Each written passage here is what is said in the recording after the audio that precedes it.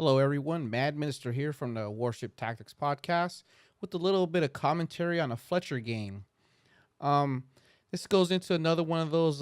Just because the game starts out bad, you don't quit on the game because you never know how it's going to work out or what's going to happen.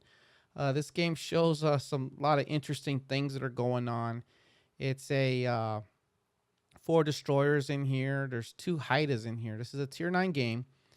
And this map, I actually like. I like this map. I think it's a good layout. I don't know. Some people don't like this one. I like it because you have a tight area A, a central area B, and a wide open cap point at C. So at the beginning of this game, I'm gonna go ahead and go into the B cap because I like to try to contest and take the centers of the map. And I see my fellow destroyer in the Haida is going to be also, which is not that big of a deal. My RPF indicator showing that there's ships going to the A cap from the enemy team, which is fine, not a real big deal. But right here, I'm already realizing that I have the beginnings of a lemming train forming on my team, and this lemming train is heading towards the A cap, which can turn really bad as if the team gets into the A cap, you could be isolated by that long island between A and B and not be able to support any of the ships that are trying to do something with the B and the C caps. But I'm still going to try to take this B cap, hoping that maybe my team either blows through A cap or realizes that what they're getting ready to get into is probably not a good idea. So I see that the enemy team also looks like they possibly have a lemming train developing, which is just fine. That could actually work. The enemy Yugumo, it was spotted in B cap. I wasn't spotted yet. My Haida actually spotted that ship. And right now, I'm just kind of trying to identify where all the radar cruisers at because those are my concern. And also, I'm keeping a tabs on that Neptune. You might have saw me zoom in on the torp line indicator. I just did that to get a really good idea of where that Neptune was actually sticking the nose of a ship at, and sent my first set of torps in the general direction of that Neptune, backing up, hoping to score at least one torpedo hit. But my main concern is the Yugumo right here and the radar ships that are unaccounted for at this point. So right now there's a Seattle that's unaccounted for. Obviously, I can see where the Cleveland's at, and there's a Seattle, and I get radar because I am obviously inside of radar range of, I believe it is the Seattle that's radar me, which is fine, but because I'm so far away from, I know I don't have to get too far away to be undetected by radar. As you see right there, I score a single torpedo hit on that Neptune that I sent my first set at. So right here, I'm looking at the mini map again, and I see that there is a Nelson also from the enemy team that's heading towards CCAP. And right now, we've already lost a friendly destroyer. The Haida goes down. So now I'm the only destroyer left on my team. And I say this all the time. You want to be the last destroyer left in the game. But I got a lot of heavy lifting to do.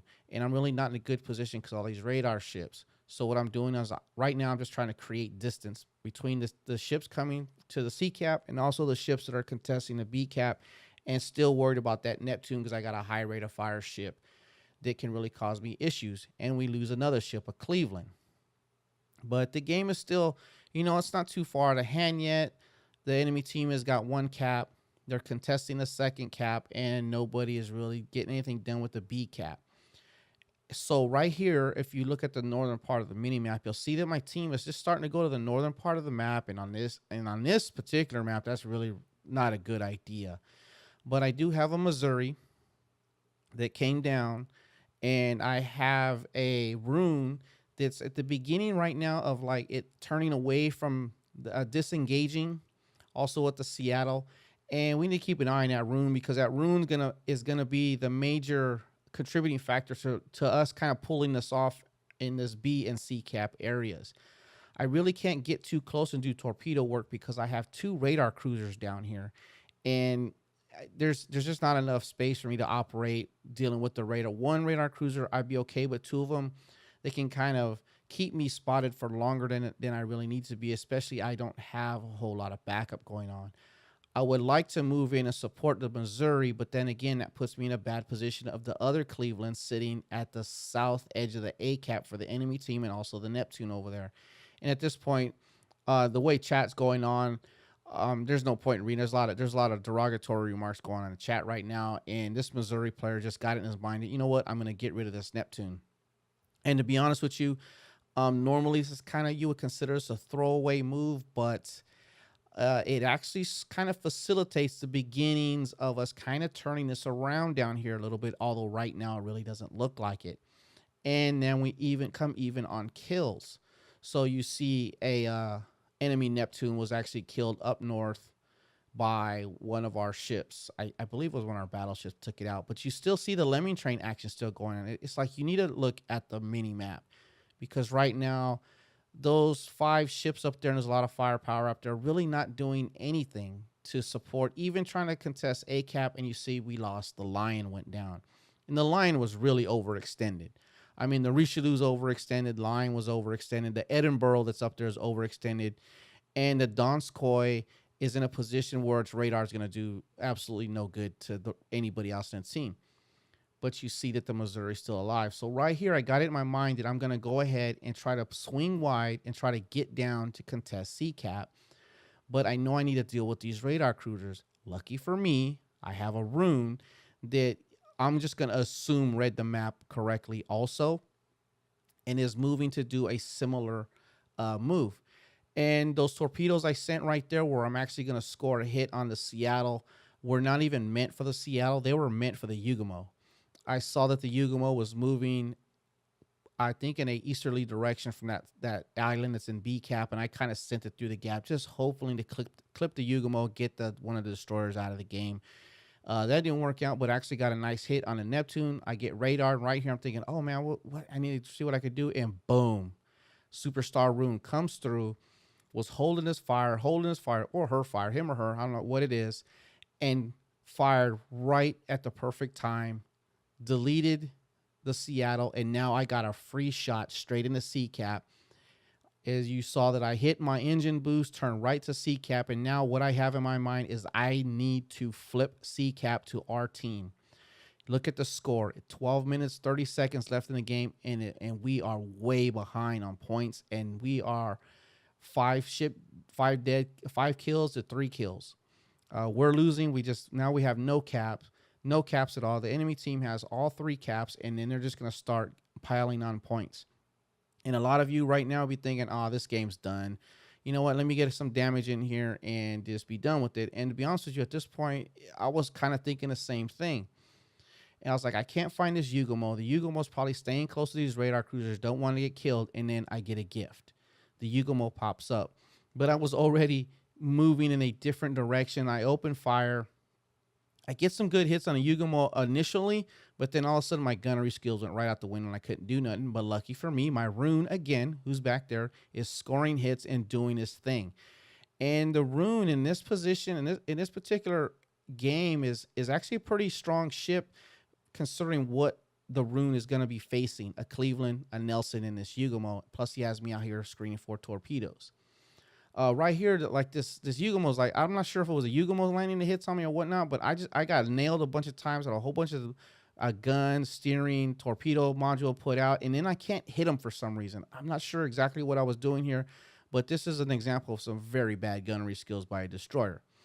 But lucky for me, my rune is all over it. I got a little tic-tac hit right there, but the rune is following me in, kind of realizing that we need to make a move. We need to make something happen right now, and this Yugumo needs to die. And I'm already not even paying attention to this Yugumo. I'm already trying to figure out what I'm going to do about the Cleveland and the Nelson.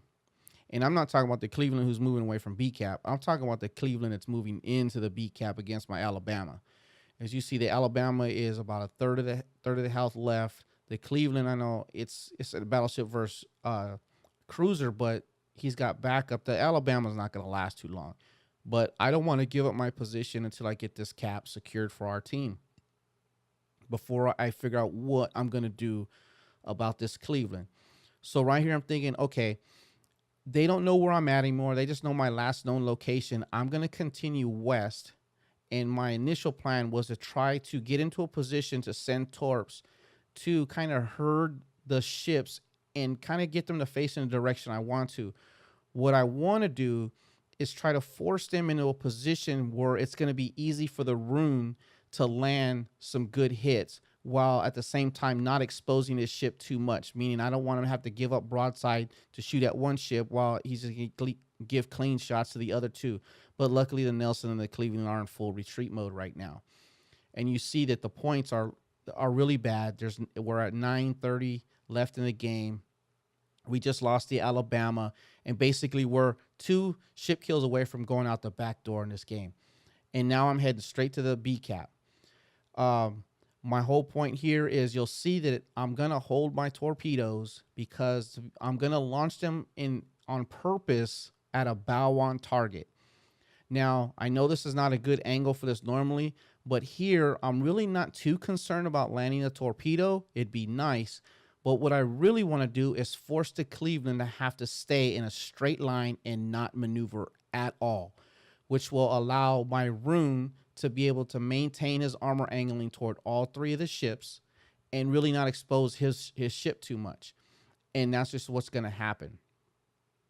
Now, it looked like I was going to get a hit, but I didn't. So here I opened fire, hopefully to get the Cleveland to turn toward me a little bit. But the Cleveland showed some pretty good discipline right here and kind of waited and waited and waited. You see the Cleveland starting to turn, but then right here turns right back into torpedoes, and my initial plan works out. You see the Cleveland's an easy target. Even I'm landing shots onto it pretty easily. He can't maneuver at all. He has to avoid the torpedoes, takes a lot of damage. And right here you'll see that I figured the rune was going to get the kill, but I got a last little shell in on a low health target. But now my rune is in a bad position. It's facing a Nelson and a Cleveland, high rate of fire ship and a battleship. But I got to make a decision. I'm already deciding, you know what? I need to secure this cap first. Because if you see up in A cap, our Cleveland and the other cruiser up there have actually, I don't know if they chased the enemy Haida into that little spot or what. I'm not really sure what's going on there, as I wasn't paying attention to that. I was really concentrating what was going on with my rune versus Nelson. And you see the Cleveland was taken out. But the Haida, I don't know what that Haida was thinking. In chat, he was complaining about, oh, I'm up tier. This is bad matchmaking, blah, blah, blah, blah. But you know what? To allow the Haida to get in that little small enclosed area like that, it was not playing to the Haida's strengths. So look at this. There's 7 minutes left in the game. At 12:30 left in the game, we were pretty much in danger of going out the back door. Although my rune gets killed right here, the Nelson's the only ship left. And once I take this B cap, that we're going to have all 3 caps, and there's no way we're going to die. There's no way we're going to lose this now. We won this game. And my whole thing right now, I told the teammates, hey, I'm going to keep the Nelson spotted. Just go ahead and burn it down because I got the Seattle and that's the Donskoy up there, I believe. And this is a case of a couple things happening here. One, the lemming train, if you look at the north part of the mini map, you see a big old graveyard up there. Enemy team and my team, a lot of ships fighting in a place that does no good, supports nothing, and kind of allowed individual ships to be cherry picked off on both sides. It happened on both sides. And for me, once I realized what was going on, I kind of wanted to just make sure I maintained supporting my ships that were actually able to do more damage at range than I could. The rune, and the rune performed outstanding in this game. I actually complimented that player. And both of these 2 players up here. This is a win. No screenshots of this. This is just an example of how you can go about trying to, stay in the game. It's never over until it's over. You never know what's going to happen. The enemy team got overconfident and kind of just gave away their advantages. Luckily on my side of the team, we kind of pulled it back by being a little more disciplined once some of the ships started getting killed. I don't know, maybe some of the lesser skilled players kind of like got out of the way maybe, but prime example, what you can do when you just don't give up on a game, especially in a destroyer, maybe not using all the guns, not a big flashy damage game here. I think it was only 100,000 damage, and it's just never over. Always playing for the win. I want to win every game, and you should try to play for the win too. I'm actually going to cherry pick this kill. One little shot over the edge. Actually, no, I don't get this kill. The Donskoy gets this kill, but this is a win. Always playing for the win.